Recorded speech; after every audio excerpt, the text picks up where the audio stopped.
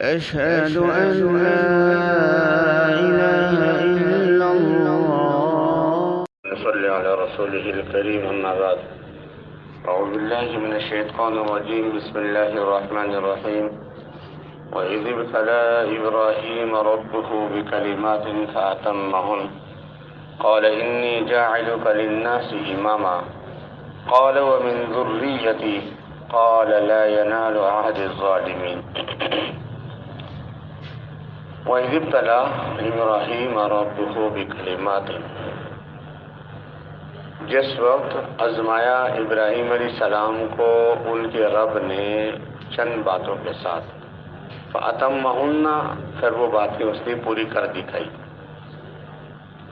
قال، اللہ نے فرمایا، انی جاعلک للناس اماما. جب وہ باتیں انہوں نے پوری کر دی، اللہ نے جو احکامات دیے تھے ان تمام کو ابراہیم علیہ السلام نے پورا کر دیا، تو اللہ نے انعام کے طور پر ان کو یہ خوشخبری سنائی، انی جاعلک للناس اماما، کہ اے میرے خلیل، میں آپ کو لوگوں کا پیشوا بنانا چاہتا ہوں، میں نے آپ کو لوگوں کا پیشوا بنا دیا. اب ابراہیم علیہ السلام ہر والد کو جو اپنے لیے پسند کرتا ہے اپنی اولاد کے لیے وہی چیز چاہتا ہے، اچھائی. تو ابراہیم علیہ السلام نے فوراً کہا، قال ومن ذریتی، باری تعالیٰ میری اولاد کو بھی یہی امامت والا منصب عطا فرما، پیشوا بنا دے. قال، اللہ نے فرمایا، لا ینال عہد الظالمین، میرا یہ وعدہ ظالموں کو شامل نہیں ہوگا، ظالم اس کو نہیں حاصل کر سکیں گے. یعنی یہ امامت کا جو منصب ہے یہ ظالم لوگوں کو حاصل نہیں ہوگا.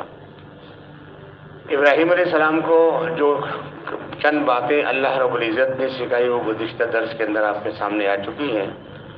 وہ بہت ساری وہ باتیں تقریباً ہمارے قرآن کے اندر بھی ان کا ذکر ہے، سورہ مومنون کے اندر، سورہ فرقان کے اندر، اسی طرح اس سورہ بقرہ کے اندر بھی بہت ساری چیزیں وہ ہیں. ایک تو کچھ وہ باتیں ہیں کہ جو اس شریعت کے اندر جائز تھی، ہماری شریعت میں نہیں، تو ہماری شریعت میں ان کا حکم بھی نہیں ہمیں، لیکن جو اس شریعت میں بھی تھی اور اس شریعت میں بھی ہیں تو ان کا حکم اللہ نے قرآن کے اندر بھی مختلف صورتوں کے اندر دیا. نمازوں کا قائم کرنا، زکوٰۃ دینا، صدقہ خیرات کرنا، اچھائی کا حکم دینا، برائی سے روکنا، عدل و انصاف قائم کرنا، عادل، امام عادل. قیامت کے دن تین قسم کے لوگ جو ہیں وہ عرش کے سائے میں ہوں گے، ان میں سے ایک امام عادل، ایک عادل بادشاہ. اور امام عادل، ابراہیم علیہ السلام کو اللہ رب العزت نے فرمایا کہ میں تمہیں بنانے والا ہوں پیشوا، امام لوگوں کا. چونکہ ابراہیم علیہ السلام کے بعد جتنے ان کی اولاد میں سے پیغمبر آئے، اللہ نے ان سب کو یہ امامت والا منصب عطا فرمایا. تو ابراہیم علیہ السلام کی اولاد میں جو ان کے دو بیٹے تھے، اسماعیل علیہ السلام، اسحاق علیہ السلام. اسحاق علیہ السلام کی اولاد میں اللہ نے 70,000 پیغمبروں کو بھیجا، اور اسماعیل علیہ السلام کی اولاد میں اللہ نے ایک پیغمبر حضرت محمد عربی صلی اللہ علیہ وسلم کو بھیجا. تو یہ تمام پیغمبر پیشوا تھے، امامت کا منصب بھی انہوں نے سنبھالا. اور پہلے یہ کہ جو بادشاہ ہوتا امام بھی وہی ہوتا، لوگوں کے درمیان. لیکن اب یہ ہماری بدبختی، اس کو کم بختی کہہ لیں کہ ہمارا جو ملک کا بادشاہ ہوتا ہے اس بیچارے کو سورہ فاتحہ، سورہ اخلاص میں نہیں آتی. اس کا حال تو یہ. امامت سے مراد یہ لوگوں کا پیشوا. کیونکہ امام کو امام کیوں کہتے ہیں کہ وہ آگے ہوتا ہے، یا لوگ اس کے متبع ہوتے ہیں، فرما بردار ہوتے ہیں. جیسے امام قیام میں ہے تو لوگ کھڑے، رکوع میں ہے تو سب رکوع میں، سجدے میں ہے تو سجدے میں. اب اگر امام کی تابعداری نہیں کرے گا تو نماز نہیں ہوگی اس کی. تو اسی طرح امامت کا جو منصب ہے یہ بہت بڑا عہدہ ہے، بہت بڑا منصب ہے. لیکن کم وقتی سے ہمارے زمانے کے اندر اس منصب کو بھی بالکل ٹھکرا دیا گیا اور اس کو بھی بالکل بچوں کا کھیل بنا دیا گیا. امامت کے لیے کتابوں کے اندر 18 شرائط ہیں، 18 شرائط کہ وہ آدمی امامت کرا سکتا ہے جس کی 18 شرائط ہوں. ان میں سے ایک شرط یہ ہے کہ وہ اعلم بالناس، کہ وہ لوگوں میں سب سے زیادہ علم، جو اس جماعت میں لوگ ہیں ان سے میں سب سے زیادہ علم رکھتا ہو.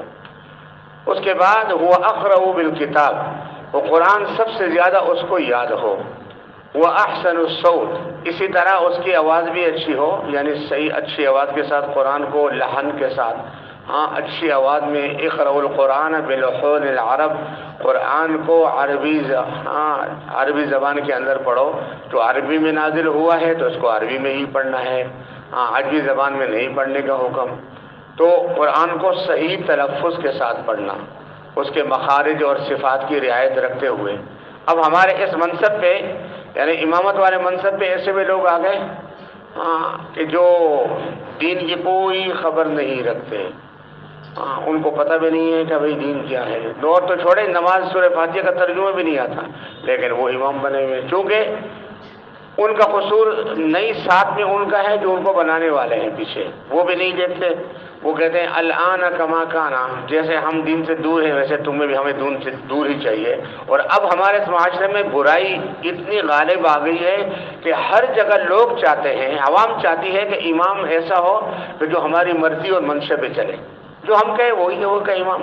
بھئی اگر امام آپ کی مرضی سے چلے گا تو پھر وہ امامت تو نہیں ہوئی، وہ تو کھیل تماشا بن گیا۔ اس لیے امامت کا منصب اتنا بڑا ہے کہ وہ صحیح معنوں میں دین لوگوں تک پہنچائے اور دین کی خبر نہ ہو اس کو حاصل کرے۔ یہ نہیں ہے کہ ہر کس ناکس کو اس نے جواب دینا ہے اور اس کو جو ہے نا بات کرنی ہے۔ بعض لوگ سمجھتے ہیں آپ نے پوچھا اس سے تو وہ اگر نہیں بھی آئے گا مسئلہ تو غلط سلط کر کے وہ بتا دے گا، کیوں کہ پھر لوگ بولیں گے اس کو تو آتا ہی کچھ نہیں ہے، حالانکہ یہ جہالت ہے۔ اگر کوئی مسئلہ نہیں معلوم تو وہ کہے کہ بھائی انشاءاللہ میں وہ دیکھ کر معلومات کر کے پھر میں آپ کو بتاتا ہوں۔ یہ بھی علم ہے۔ ہر کسی کے بعد علم کا کامل علم تو رکھا نہیں ہوتا تجوری میں کہ بس جو جسے پوچھا لوگوں نے اور ویسے اس نے بتا دیا۔ تو امامت کے جو مسائل ہیں اس سے بھی لوگ واقف ہوں۔ اب ایک مسئلہ یہاں پہ یہ ہے کہ جیسے چند ساتھی ہیں، مسافر ہیں، سفر میں جا رہے ہیں، تو کیا یہ امامت کا وہاں بھی؟ ہاں بالکل، وہاں بھی یہ ہے کہ جس کو سب سے زیادہ قرآن یاد ہے کہ امامت کا حقدار وہ ہے کہ وہ لوگوں کو نماز پڑھائے، قرآن کا زیادہ حصہ اس کو یاد ہو بنسبت دوسرے کے۔ جیسے کہ ابھی 10 بندے ہیں، 10 میں سے 10 کو جو ہے 10 صورتیں یاد ہیں، لیکن ان میں سے ایک ایسا ہے کہ جس کو وہ صورتیں صحیح قرات سے یاد ہیں، تو اب اس کا حق ہے کہ وہ امامت کرے۔ اور اسی طرح متبع سنت ہو، نبی کی سنت کا تابعدار بھی ہو، پیروکار بھی ہو، تو وہ جا کے امامت کرے۔ اور امامت کے جو مسائل ہیں کہ بھئی نماز کو توڑنے والی چیزیں کتنی ہیں اور نماز قائم کن چیزوں سے ہوتی ہے، نماز کتنی چیزوں سے بنتی ہے، تو بھئی 100 چیزوں سے نماز بنتی ہے۔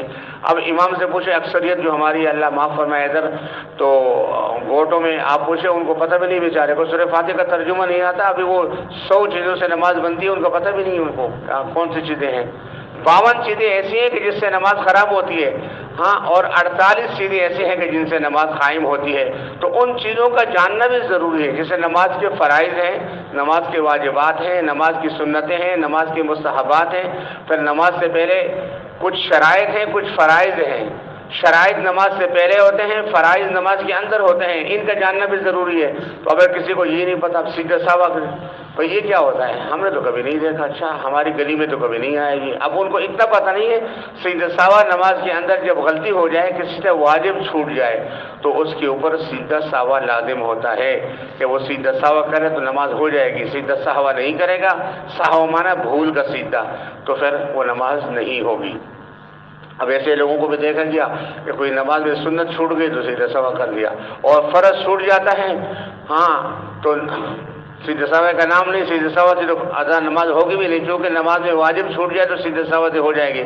اگر فرض چھوٹ گیا تو نماز کو دوبارہ سے پڑھنا ہے، وہ نماز نہ ہوئی، لیکن اس کی خبر بھی نہیں لوگوں کو۔ لوگوں سے مراد یعنی وہ جو نماز پڑھاتے ہیں۔ اب جہاں کسی مسجد کے اندر اگر امام متعین ہے تو دیکھیں کہ وہاں اگر اس سے زیادہ کوئی علم والے ہیں کہ زیادہ جو 18 شرائط ہیں امامت کی اگر کوئی اور ہے تو وہ زیادہ حقدار ہے کہ وہ نماز پڑھائے۔ اب یہ ہوتا ہے کہ رمضان کے مہینے میں بعض جو ہمارے ایک حافظ صاحب ایک مسجد کے اندر گئے، بھئی وہ جو آگے امام ہے بیچارہ اس کو سورہ فاتحہ بھی نہیں آتی، وہ قرآن ناظرہ بھی صحیح نہیں پڑھا۔ اب حافظ گئے، انہیں بولا بابا تمہارے پیچھے ہم نماز نہیں پڑھیں گے، ہم خود پڑھائیں گے۔ اب چلو رمضان کے مہینے میں تو خیر سے خیریت خیر صلاح اللہ بلّہ وہ تو کچھ نہ کچھ ہو ہی گیا، رمضان گزر گیا، لیکن کیا رمضان کے بعد جو اس امامت کا کوئی بندوبست کیا گیا کہ نہیں؟ اس کے جہلا جب عوام جاہل ہوتی ہے تو پھر وہ امام بھی اپنے لیے جاہل تلاش کرتے ہیں تاکہ وہ ہمارے جیسا ہو کہ جیسے ہم کہیں وہ ویسے کرے. ابھی بولے بھائی مولوی صاحب ذرا وہ میت پہ قرآن پھیلے. بولا ہاں ہاں کیوں نہیں, میں حاضر ہوں. وہ تیرا خدا بیڑا غرق کرے. قرآن کہاں پہ میت پہ پھیلنے کا کچھ حدیث نہیں ہے, کوئی سلف صالحین سے طریقہ نہیں, کسی کتاب میں نہیں. کیوں آپ ایسے کر رہے ہو؟ قرآن تو پڑھنے کے لیے, میت پہ پھیلنے کے لیے تو نہیں. قبر پہ اذان دینی ہے, بھائی ہاں ہم تیار ہیں, کیوں نہیں. وہ اب اس کو بولا ہے قبر پہ جو اذان دے گا, حدیث میں آتا ہے کہ جو اذان دیتا ہے شیطان بھاگ جاتا ہے. بے شک یہ حدیث ہے کہ جو اذان کا آواز شیطان سنتا ہے تو وہ بھاگ جاتا ہے. لیکن اس کا تعلق زندگی سے ہے کہ انسان زندگی میں جیسے ہم نماز کے لیے اذان دیتے ہیں تو شیطان بھاگ جاتا ہے, نماز میں پھر واپس آ جاتا ہے. لیکن قبر میں کس نے اذان, جو قبر کے اندر ہے اسے کون سی نماز پڑھنی ہے کہ اس کے لیے اذان دینا ہے؟ اور شیطان نے مرنے کے بعد کسی سے کیا لینا دینا؟ اس کا تعلق تو زندگی تک ہے کہ زندگی میں اس کو برباد کرے, خراب کرے, اس کے اعمال کو غارت کر دے تاکہ وہ بغیر ایمان کے چلا جائے. لیکن اگر مر گیا ہے, روح نکل گئی, اب شیطان کا اور اس کا واسطہ ختم ہو گیا. شیطان نے کیا لینا دینا اس سے کہ ابھی قبر پہ جا کے ہم اذان دیں گے تو شیطان جو ہے نا اندر سے بھاگ جائے گا. اب بتاؤ جہالت نہیں تو اور کیا ہے, یہ ان کو خبر ہی نہیں ہے. اسی طرح آپ نے یہ بھی دیکھا ہوگا, یہ جو شلوار ہے جس کو ہم ستن بولتے ہیں, یہ ٹخنوں سے نیچے لٹک کری ہوتی ہے وہ مولویوں کی. بھائی کیوں؟ بولا یہ اوپر کرنا جائز نہیں ہے. اور خدا تمہیں ہدایت دے, اللہ تمہیں سمجھ دے. اب حدیث پڑھی نہیں, ما اسفل من الکعبین من الاعذار فی النار, پجامے کا جو حصہ ٹخنوں کے نیچے آئے گا وہ جہنم میں جائے گا. اللہ تمہیں ہدایت دے. بخاری مسلم کی حدیث ہے. اب وہ ٹخنے نہیں ڈھانگتے, ہاں ان کے ٹخنے نیچے جو ہے نا شلوار پڑی رہتی ہے, زمین کے اوپر پھسٹ رہتے ہیں. تو یہ بھی جائز نہیں, حرام ہے. نماز کے اندر ان کو اتنا تک خبر نہیں ہے نماز کی, اس لیے امامت کا منصب بہت اعلیٰ ہے اور ہر بندہ ان مسائل کو جو کہ نماز کے لیے امامت کے لیے ضروری ہے. اب یہاں پہ ایک مسئلہ یہ ہے کہ بعض دفعہ ایسا ہوتا ہے کہ بھئی جہاں امام مقرر امام نہیں ہے, اب اگر دوسرے لوگ ہیں تو ان میں سے امام جس کو کہہ دے کہ بھئی آپ, میں نہیں ہوں گا, آپ میری جگہ نماز پڑھائیں, تو امام کو پتہ ہے کہ بھئی یہ بندہ مسائل کو جانتا ہے, اس کو علم ہے, اس وجہ سے وہ ابھی کسی شاگرد کو بولتا ہے کہ بھئی آپ نماز پڑھا دینا. تو پھر وہاں لوگوں کو اعتراض کرنے کی ضرورت نہیں ہے, نہ اجازت ہے, چونکہ امام نے اس کو امام مقرر کیا ہے. تو یہ ابراہیم علیہ السلام کی دعا ہے, اللہ سے دعا مانگی کہ اللہ میری اولاد میں بھی اس پہ امامت کے مسئلے کو عام کر. اللہ نے فرمایا سب کو بھی امامت عطا کروں گا لیکن ظالموں کو نہیں. اس سے ایک مسئلہ یہ معلوم ہوا کہ ابراہیم علیہ السلام کی اولاد میں کافر بھی آئے اور مسلمان بھی آئے. ہاں, تو کافر جو ہے یہاں ظلم سے مراد ہے کفر اور شرک, کہ جو مشرک ہوگا, کافر ہوگا, اس کو یہ منصب میں نہیں دوں گا, اور جو مسلمان ہوگا اس کو یہ منصب میں عطا کروں گا. اللہ تعالی ہمیں قرآن اور حدیث کے مطابق زندگی گزارنے کی توفیق عطا فرمائے. اللہم صلی علی سیدنا محمد وعلی آل سیدنا محمد وبارک وسلم وصلی علیہ برحمتک.